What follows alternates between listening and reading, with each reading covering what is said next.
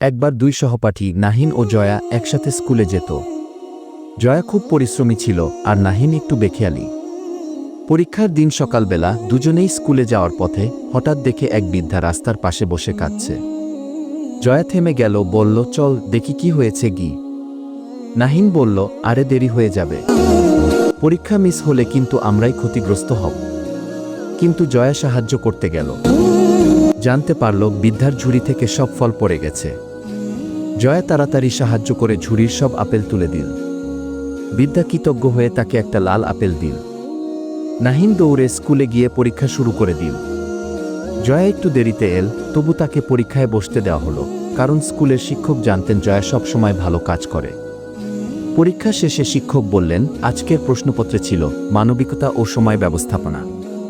আমরা দেখেছি কে শুধু লিখেছে আর কে বাস্তবেই প্রমাণ করেছে গি। সেই দিন জয়া ক্লাসে সবার চেয়ে বেশি নম্বর পেল।